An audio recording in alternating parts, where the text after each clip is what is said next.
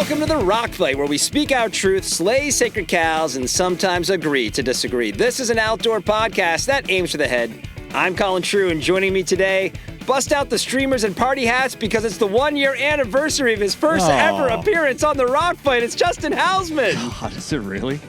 It was the 27th, so, you know. Oh my God, we're going to be dead in like 5 minutes.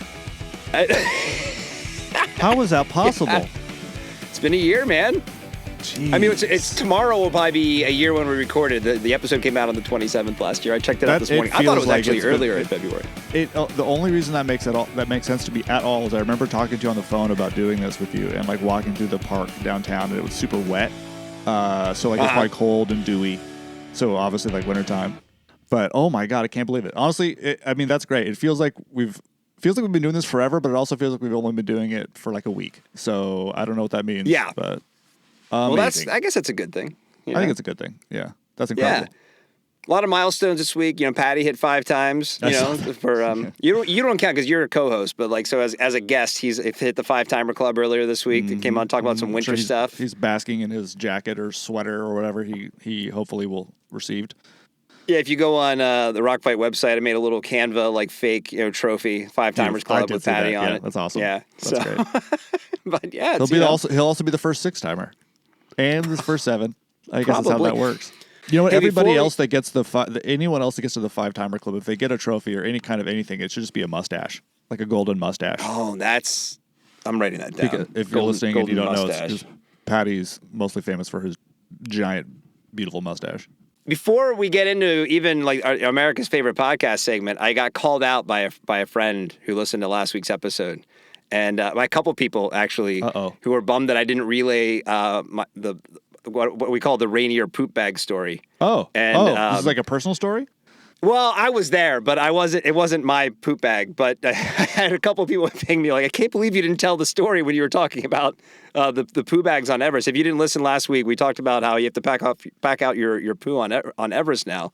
And so in 2006, I was climbing Rainier. I was working for Timberland at the time, and it was a pretty epic climb because we sponsored Ed Viesters, so he was one of our guides, and Peter Whitaker, who we went with. What's that? It's just wild. I mean, like, yeah, and he's like the most unassuming guy of all time, too, by the way. Yeah. And then Peter Whitaker, who owns Whitaker Mountaineering, Louis Whitaker's son, he was one of our other guides. And a young yet unknown guide, I think maybe her first or second season, Melissa Arnott was one of the other guides. No way.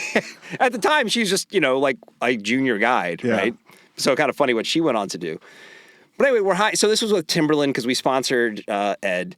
And so we're high up on Rainier on the day we're going for the summit. And I won't say his name. I don't want to embarrass him. But kind of, early, sun's coming up. We're pretty high in the mountain. It's pretty windy. And, he had to go poop. And so, this guy kind of goes over. And I got to think in hindsight that he was rushing things. Because number one, we were high on the mountain. We were going for the summit. He's got his boss and his boss's boss up there with him. And Ed Viesters and Peter Whitaker, right? And we're all giving him shit like, come on, man, let's go. Like, let's get this done. And I don't know if he did I think the bags were kind of like a coffee bag, where it's like almost like the hard wired thing that you roll and then clamp it shut. Okay. Yeah, he didn't close that bag off really well. And that thing, it leaked everywhere. Oh, in his own pack? Yeah. Yeah. Oh my God! How'd you guys find out? Like, how'd you figure it out? Because it started to smell. Oh. But then we get down and we made so much fun of him, and he was doing the right thing. But it's 2006. I don't think we were thinking about things the same way. We get down and he starts like washing it out to like travel home. We're like, no, man, you throw that away. Yeah, that's gone. That thing's Isn't that funny how that immediately that's just done? That's garbage. It doesn't matter what it was. Well, so one of my friend called to remind me of this happening. And I'm like, actually, in hindsight, like washing it out is obviously the correct thing to do, right? Yeah, It's like whatever, it'll be fine. At the same time, I couldn't have gotten that thing in a dumpster fast enough if it had been my bag. God, my backpack. It is pretty astounding how well like the. I mean, I've never used a bag that had that kind of a closure. Usually, they just have like the big crazy like the Ziploc kind of sliding, right? That is closure, and that works so good. I mean. I don't want to get too far into it, but like if I'm camping for a few days or something, like there'll be a few of those in the back of the truck, and like you wouldn't know it, like right. I mean, yeah, it's amazing how well, and then until you find like a garbage can somewhere. No, that's why I think but even the ones that we had that weren't that, I think he was probably rushing it. I think it was just that pressure of like, hey, we all want to get moving here. And it could happen to any of us. I mean, no, it's not ideal. It wasn't like he was saving it for high on the mountain, right? Just sort of it's not the spot you really want to be in when that happens. But that was rough. That was rough for my guy. Well, we're recording this on Friday, February 23rd, which means we made it to the weekend. And it means it's also time for America's favorite podcast segment. What is Justin doing this weekend? Presented by Long Weekend Coffee. Where should I put the guitar? Should the guitar go right there? I think should it goes be right after, there. Right after. Or should we say, hey, Justin, America wants to know guitar. What are you doing this weekend? I guess either way. Or you think it goes works? I think right after Long Weekend makes the most sense. Presented by Long Weekend Coffee. So Justin, America wants to know, what are you doing this weekend? I'm gonna become a sun worshiper. I'm gonna give my life to the sun. I'm going to whatever that entails. I'm going to build a shrine and make some sacrifices and celebrate the fact that you can see the sun for the first time in, as far as I can tell, a year up at my house. It has been a wet, gray winter so far, and it's actually supposed to be super nice this weekend. So I'm going to try to do everything: squeeze in a surf, squeeze in a ride, squeeze in a hike. I thought about going camping tomorrow, but there's just no way to make that happen this fast. But my God, if there's a way for me to get closer to the sun, I might just climb something just to be a little bit closer to it. All right, well, what is Justin doing this weekend is presented by Long Weekend Coffee. You can't start your daily adventures without a good cup of coffee, and the best cup of Long Weekend Coffee is their secret handshake blend. Head over to longweekend.coffee, add 257 bags of secret handshake to your cart, and enter the code ROCK10 at checkout for 10% off your first order. That would be a big savings if you did order 257. That's kind of why I'm thinking of it. Just crush it, Mm-hmm. Anyway, Long Weekend Coffee. More weekend, please. So we're going to start our headlines today with a wildlife encounter. This is coming to us from CBS. This is on the. It is. I didn't know if you would be into this one. Yeah, I was going to send it to you. Okay, so CBS reported this week that 5 cyclists in Falls City, Washington, were attacked by a cougar, and it resulted in one of the cyclists, an adult female, needing attention at a local hospital. According to the Washington Fish and Wildlife Department, the 5 cyclists were on a road when the attack occurred. Fish and Wildlife officials removed a 75-pound male cougar after arriving on the scene. Apparently, there may have been another one, but they couldn't find it. And they took that cat for further testing. I don't know if that means they dead or alive, but they're doing testing on it to see if they can determine the cause of attack. Was it in poor condition? Was it diseased, et cetera? So, we've talked quite a bit recently about bear and shark attacks. I mean, does something like this kind of give you pause when considering your outdoor plans? Why were you excited to talk about it?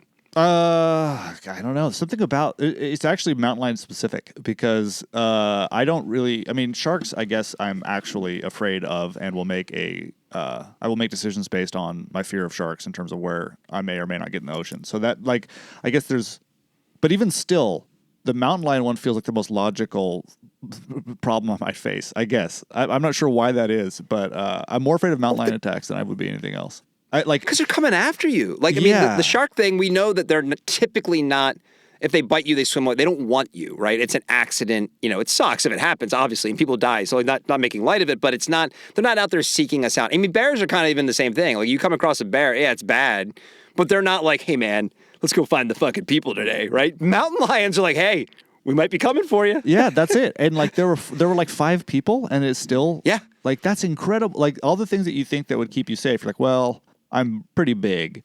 I'm being loud. All the things that bears don't want to deal with. Right. And presumably sharks either, really, because you could probably startle a shark away if it thinks you're big or whatever. But anyway, all these things they just don't seem to work. You know what it is? Because mountain lion attacks always seem bizarre.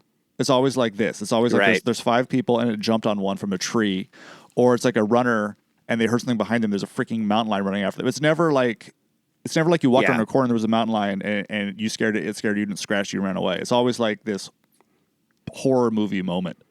I mean, 5 people. You read the headline for a bear, even a grizzly, and it's you can almost person encountered a grizzly. You can kind of fill in the blanks, right? Yeah. You can Mad Libbets and be like, this is what happened. This is 5 people. So this isn't just the errant. This wasn't a little kid on a tricycle out by himself, right? I mean, this is a defenseless thing. It's kind of crazy. Part of the reason I said mountain lions are the ones that kind of freak me out the most is those are. I guess I will sometimes do this with sharks. where if I'm surfing in a spot that I don't surf often, or there's been moments where you just paddle in. You get a weird feeling. You're like, this feels wrong, and you paddle in. That happens with mountain lions a lot to me, because most, like, based on our last, so I do most of my outdoor activities in the afternoon, late afternoon, right. And so which is, I think, with the most active, and I'm usually by myself, and so there are definitely times where I'm hiking around here and it's like getting dark, and I'm like, this is the moment, this is when people get jumped, and right. And I have that, you get that like hair on the back of your neck, and this happens quite a lot. And you can't see them. Like, if you see one, it's because it's coming for you. Like, it's not, you're not going to see it before it sees you. I mean, I've never seen one in the wild, but there's also, there's a great mountain lion exhibit at the Oakland Zoo, and it's kind of our favorite thing to go to. And those freakers is a cool, we should incorporate that. Should make that happen. Freakers is a cool word. Those freaking things are huge. Like an adult full-size mountain lion is big, and their paws are like the size of an iPad. Like, they're absolutely giant. And I don't know, they freak. I respect the hell out of them. They freak me out. I'm so glad they're around. Like, it makes the place feel wilder to me. I've always been fascinated by mountain lion attack. She lived, though, right? She did. I haven't heard an update on what exactly, but apparently I don't think there were life-threatening injuries. I mean, the thing that freaked me out was the proximity to where Falls City is. So Falls City is like 30 minutes from Seattle. Right. And it's like less than 10 minutes away from this really well-known mountain bike park called Duthie Hill. Like, it's just one of those, like, you're going to Duthie, kind of like, it's one of those mountain bike destinations if you live in the Seattle area. Like, just south of Falls City is this trail network called Tiger Mountain. I used to go to Tiger Mountain like all the time and do these really kind of like long trail runs when I was like training for stuff there. So this is like right in the heart of where people live. This is like Seattle commuter country, right? Yeah. This isn't like they were way up in the Cascades, and this kind of thing happened where they pissed off this cat. So that kind of freaks me out almost a little bit more when it's like around where people are. Well, have you heard about the fact that coyotes and wolves have like started to breed? Nice, like super feral dogs. Or like, what's going on? So there's, I don't remember if this is like easy or it's not supposed to happen, but it's been happening a little bit. And there was a woman attacked, I think in Michigan, like a few years ago by like an offspring. And so they're bigger than coyotes, but they have the kind of like like coyotes are just like around people, like, so they're just there. I see them like almost every day. Curious, I go out, I'll see and they're like they'll come up and check you out. So it's like that, but the size of a wolf, and that to me is a bit gnarly. Like, there's a lot of coyotes around here too, and every time I see a coyote, I'm like, I know there's like 10 more of you. That's probably enough to take me down. Like 10 coyotes if they wanted to. Oh, I think it's more than enough. Right? I mean, 10 that's a lot. I think 6 of them he's hanging back, like waiting for the scraps, Like, but they don't. Like, I've been on like bike rides where you're like riding and you like see a couple on this ridge, like right above you, like 20 feet from you, just looking at you. And you're like, well, what are they thinking? What's up, boys? Girls? You good? Are we okay? Gotta keep going? I mean, that's why we live here, I mean, the urban wildlife interface, like this is why we live here. Well, moving into industry news, there's been a lot of reporting lately about the financial woes of kind of big outdoor and active conglomerates and brands like VF and Deckers and Wolverine. And a few people have asked me if I'm going to weigh in on it, and I don't have a lot to say. I think it's mostly just kind of typical business bullshit. There's just all mostly examples of poor management or leadership or poor planning, or kind of all the above. And then there's some wins too, like New Balance came out yesterday that they had a great year. So it's not just all market forces. It's definitely, some issues at some of these places. But where I do think it is worth weighing in, especially with you, Justin, here, is in the news came out this week from Bart Shaman over at the Daily about Wolverine, who, of course, is the parent company of brands like Chaco, Merrell, and Saucony, and is kind of looking to dust off the old lifestyle brand playbook for Merrell and Saucony over the coming months. During a call with investors, CEO Chris Hufnagel said, regarding Merrell specifically, he's quoted as saying, "The future of the outdoor category is lighter and faster and more athletic and more versatile." And I just saw your skin clench up as you heard that sentence, Justin. It's certainly predicated not just on function, but also style. Where we can work harder is really hitting that style piece and designing great-looking shoes that are versatile. Not only that can be worn on the trail, but it also can be worn for everyday wear. So as a backpacking, hiking, and boot-loving journalist with a history in gear reviews, what's your current opinion of Merrell? Wow. I thought you were going to talk about that sort of transition in general. We are, but I want to start with how you view Merrell now. I don't ever think about Merrell. I mean, they like, I never think about Merrell. I've had a pair of Merrells when I first got into backpacking that were fine. Although they weren't great, they were fine. But I guess I kind of already think of them in that way a little bit, like more lifestyle-y than hardcore. Although I imagine they make some pretty great stuff. I mean, I'm happy to see them talk more lifestyle than like pivot like hard into running. I think that's probably because, to your point, I think they're kind of seen by a lot of folks. They're not. I think of them as I guess I would say hiking brand first, because they kind of revolutionized the sort of lightweight, softer kind of hiking shoe as opposed to boots in like kind of the 2000s. Yeah. And then of course they got known for the Jungle Mock. I don't know. I just like this just feels like the easy kind of thing to say, like, we're going to make more lifestyle stuff. So basically, we're going to have the ability to sell more shoes, which is more fashion-driven than function-driven. I don't know if that's the right call for Merrell. So there was an article, like an op-ed written, I think it was in the Daily. You may have seen it last week or maybe the week before.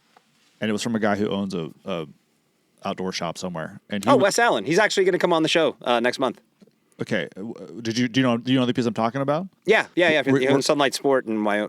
Okay, great. So like I thought that piece was really interesting, mostly because as he's setting it up, he's basically talking about how we saw this huge shift with COVID, with people like going outdoors more and like people from all walks of life, and now brands are getting a bit more representative in terms of their staff and their influencers and everything that you see, and all that's really great. And I kind of thought he was going to say, therefore, like, great, everybody needs to push into more of this lifestyle stuff. But then he kind of says, I'm guessing like his point is that isn't probably going to last, right? Like this is like a thing people got into during COVID and like maybe aren't going to be like super serious about it down the road. And so they're doubling down on ordering more hardcore stuff, boots, kayaks, that sort of stuff, rather than like appealing, like chasing the lifestyle thing. And when I read it, I went for a hike right afterward and was kind of trying to disagree with him, but I think he might. It's a powerful argument, and like I do kind of think that like embracing it feels like it's a short-term thing, right? Like it feels like if Merrell's gonna like pivot even harder into just making like regular walking around shoes or whatever, like okay, but then what are you know? And also that's not really. It just feels like it's chasing a trend rather than just being a quality product that is there for you when you need it. Which is what I would assume most brands kind of want to be, right? Even if you're making a bunch of different SKUs, a bunch of different things, you want to be known for like, okay, here's the thing, we're like rock solid on this, and you can always rely on this. Here's why you exist to begin with. Exactly, yeah. So I feel like any brand that's like making massive changes to all of a sudden embrace the fact that everybody decided to go hiking when they couldn't leave their house, like those. I don't know. I'm sure there's a lot more outdoor adherence now than there were in 2019. But I don't know that how much longer that's going to be the case. I mean, this does read like a press release because, to your point, they already are kind of lifestyle-y, right? I mean, I was like, who wears Merrells? I'm sure people who hike wear Merrells. I'm sure that also a lot of dads at Costco are wearing Merrells too. Yeah. And I does like I'm sincere saying I thought maybe they'd be like, oh, we're gonna really double down on the trail glove, which is their like low volume kind of barefoot runner, and we're gonna become like the next great running brand kind of thing. And it's like that's not gonna work either. That's not who you are. I think it's interesting you bring up Wes's piece too. I think that I like that point of view because, for the outdoor industry kind of grew on the back of lifestyle apparel, right? It's like we all get known, to your point, we're known for this thing, but then we're also going to sell trucker caps and T-shirts and have like, the more everyday version of the thing. And that's what's going to really allow us to flourish as opposed to just sell to the hardcore audience.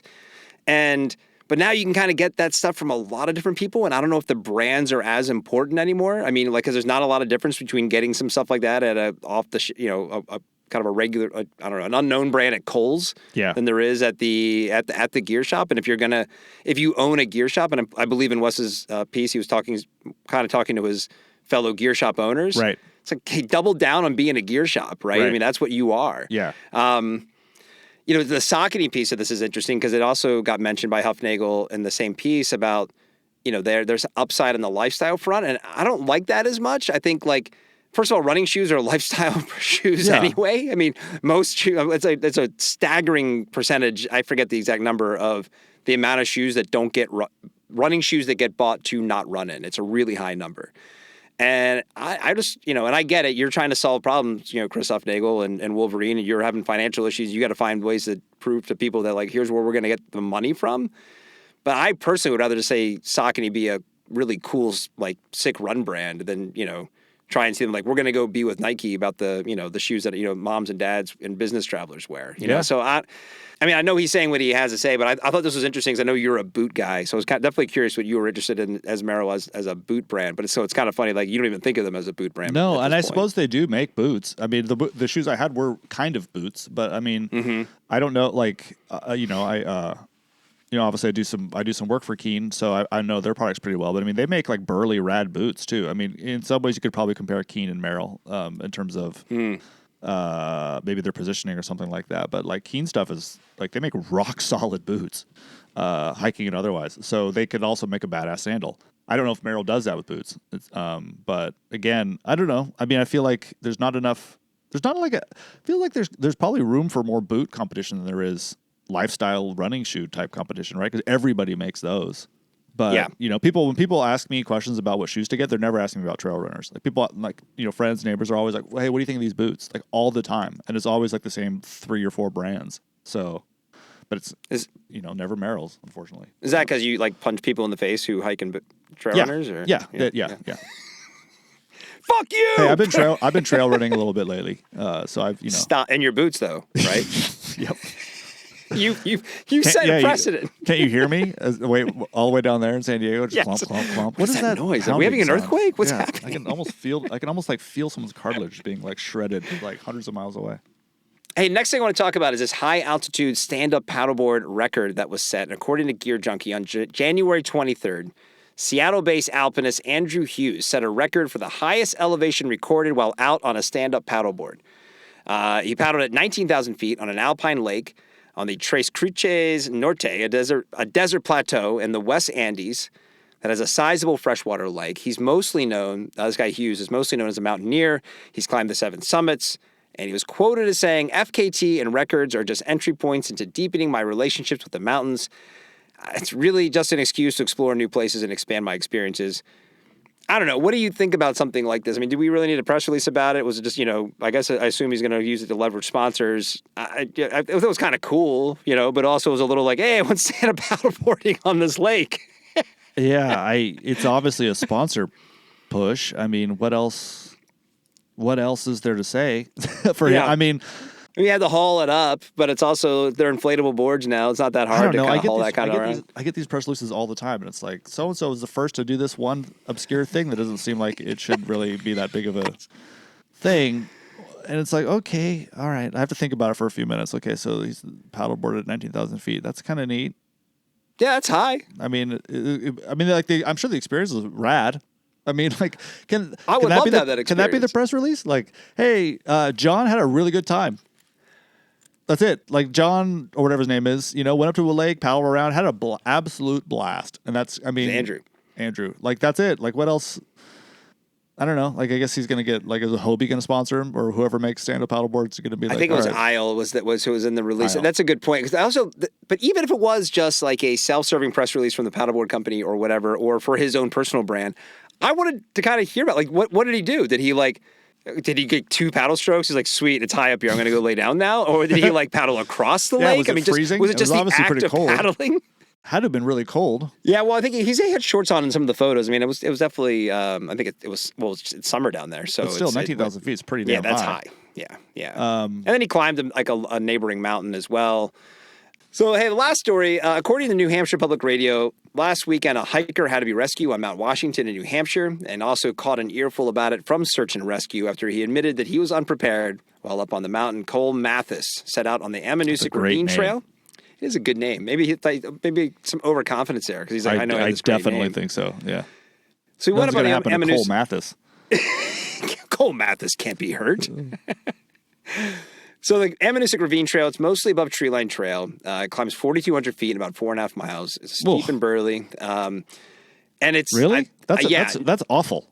This is Northeast Trail. That's not a trail. That's climbing 4,200 feet in 4 miles. It goes 4,200. It's a 9-mile out and back, and so it's like straight up. And this is, in the presidential range, which is above treeline. And I think this is the one of these. This might be the trail where like the trailhead is kind of close to tree line too. So like it's pretty exposed. Well, he was up there. He encountered whiteout conditions, 90-plus mile-an-hour winds. Took a break with some other hikers outside the Lake of the Cluds AMC hut. It's like it sits like right on a saddle just below the summit of the mountain. Lake of the Cluds? Did I say Cluds? Lake of the Clouds. Sorry. Okay, all right. Thank you. Because I would have been editing this later and been so mad at myself that I said Cluds. I was like, God, that's the ugliest thing I've ever heard. Okay. Have you been to the Clud? They encouraged him to turn back, and he didn't. Then later on, he took a tumble, kind of hurt his ankle, and had to call for a rescue. Now, Search and Rescue actually utilized the famous Mount Washington Cog Railway for 3 trips up and down the mountain. They all told had 11 rescuers helping to facilitate getting Mathis down because of the conditions. They basically had to go cairn to cairn, and so they would have somebody stay at one, put someone in the middle, and then someone go find the next one to try and find the trail so they could find this guy. So New Hampshire Search and Rescue will charge hikers for the cost of their rescue if it's deemed they were underprepared. They have not yet decided if Mathis will be charged. I don't know how much we want to talk about our boy Cole Mathis, but I kind of would ask you, like, where is your fuck this, I'm turning back point? Because mine's remarkably low. I think if I was at that trailhead, or like I said, it's not above tree line, but pretty close. If you got the tree line and it was blowing like that, I'd be like, yeah, I'm done. If I'm by myself, it's I get there fast. Yeah, I don't. If it only takes one other person though to be like, oh, okay, and then like you're both you're both committed until your death. But I don't suffer from overconfidence in those situations. Neither do I. mean? Like that's never been an issue.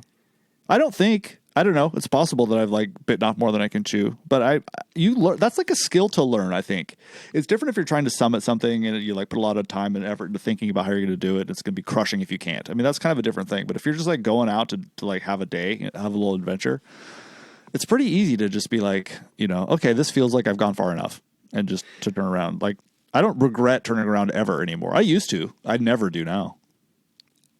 Patty and I were talking about this with the avalanche thing, and I get why people, they get the objective or they want what they went out to do. I understand why people don't.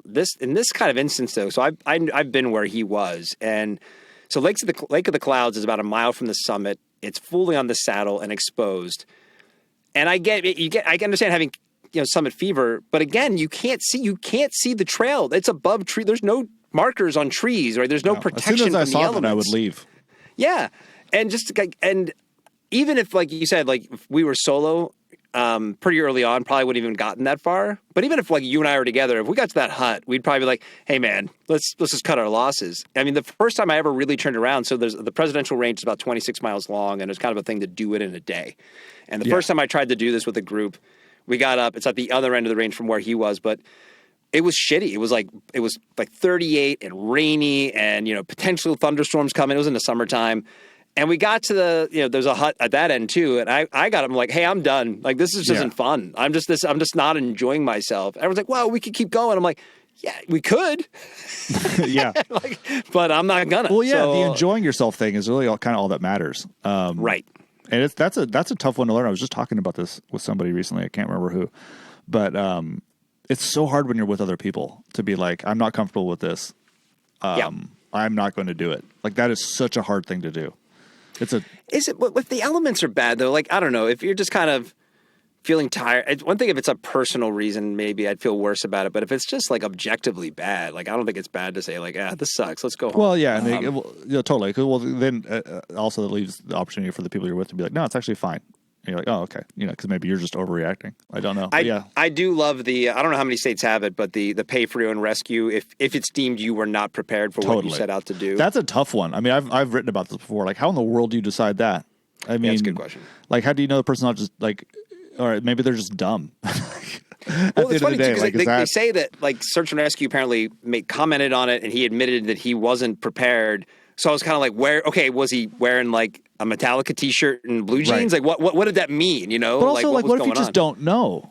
Like, does that still like you have to like just prove that like you knew that you were supposed to have all this stuff and you didn't? I mean, well, and this is why I think this is why New Hampshire has it because these mountains are pretty accessible and it's like a 2.5 hour drive from Boston. People think they can go up.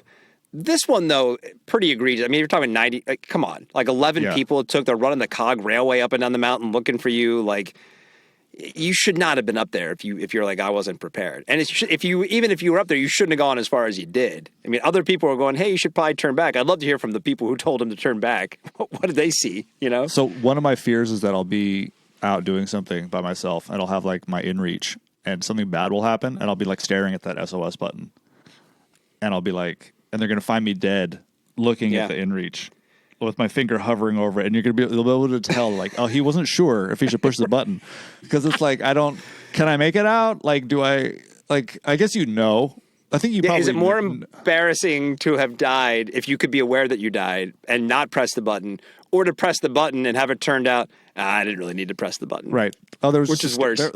There's a trail. You're 5 feet from the trail, or something. Yeah. Yeah. I would feel so shitty about putting somebody in a position where they had to like come up a mountain at night to try to find me. Well, that's it. I mean, I think all of these things, you get those raw emotions. There's the embarrassment. Embarrassment probably doesn't get talked enough about when it comes to backcountry tragedy, like why stuff happens or doesn't happen, right? It's like, I was embarrassed about it. I didn't want to put someone out, those kinds of things. That's got to be a huge percentage of huge casualties in the backcountry have to be straight up because of that. Have to be. Well, good luck, Cole Mathis. Hopefully you go to your local Eastern Mountain Sports and get a good kit for the next time you try Summit Mount Washington in the winter. Just stick to NASCAR, Cole Mathis. Is that Tom Cruise? Trickle? But it's a good, or like a relief pitcher, Cole Mathis. Let's bring me Mathis. Do you remember that there was Dick Trickle was a was a NASCAR driver? Yeah. And every time, no matter where he placed, Dan Patrick would report where he finished on SportsCenter. I love that. They coming in like 86 or whatever it was called. It was Dick Trickle. But incredible. That's all I got, man. What's going on? We got to see the new AJ cover this week. Yeah, pretty cool, huh? Have you guys had a biker on the cover before? Yeah, we have. We've had a few. Not a ton, but we've had a few. All right, man. Well, that's it here on the Rock Fight this week. Please hit that follow button wherever you're listening to subscribe to the show. Send your emails on any of the things we talked about today or at all this week to myrockfight@gmail.com. Lastly, open up that podcast app. Give us a 5-star review. The Rock Fight's a production of Rock Fight LLC. For Justin Housman, I'm Colin True. Thanks for listening. And here to take us out and into the future, a future where punk rock rules the outdoor scene and jam bands are nothing more than a relic of the past, it's Krista Makes with the Rock Fight Fight song. We'll see you next time, Rock Fighters. Rock fight, rock fight, rock fight, rock fight, rock fight, rock fight. Here we go. Welcome to the Rock Fight, where we speak our truth, slay sacred cows, and sometimes agree to disagree. We talk about human-powered outdoor activities and pick fights about topics that we find interesting, like pop culture.